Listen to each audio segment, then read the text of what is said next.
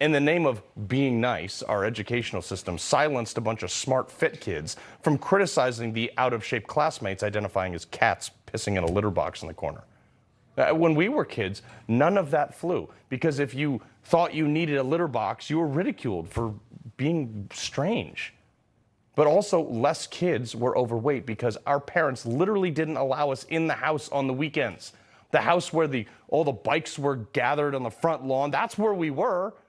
And there were commercials that had to literally remind parents that they even had kids at 10 p.m. It's 10 p.m. Do you know where your children are? Think about that. Listen to that again. It's 10 p.m. Do you know where your children are? Yeah, all the helicopter parents can't even relate to that because kids were out riding bikes and playing to the point of exhaustion because they were active. Now parents know exactly where their kids are because they're sitting on a couch with an iPad eating processed foods that don't expire. And sure, they might have like one less broken arm in their life, but they got diabetes.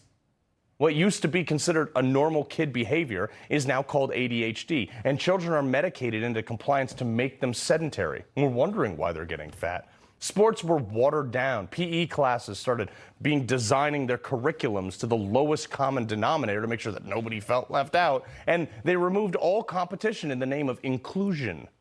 Look, folks, I know most of you will probably find this not shocking at all, but I was a bit of a problem child growing up, to the extent that my parents whisked me off to a special boarding school in Pomfret, Connecticut for middle school. And in dorm life, I sat around eating ramen noodles and Snickers bars, and I got fat. I felt terrible. I was depressed. I was heavily medicated because I was becoming socially removed for it.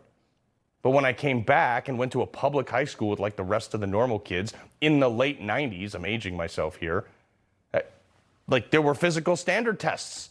And that competition alone got my butt in gear. Trump has made this a priority, bringing back the presidential fitness test. My administration's working very hard to defend America's cherished athletic traditions and pass our values of excellence and competitiveness to the next generation.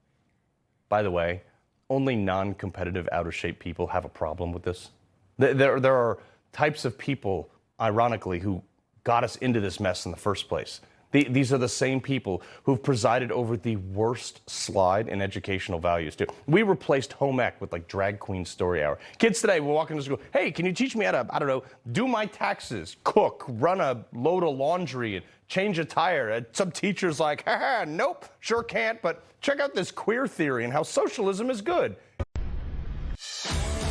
He loves the Constitution. He fights for what's right. He hates the bad guys. He's a freedom warrior. He's your freedom warrior. Watch Carl Higbie every weekday on Newsmax.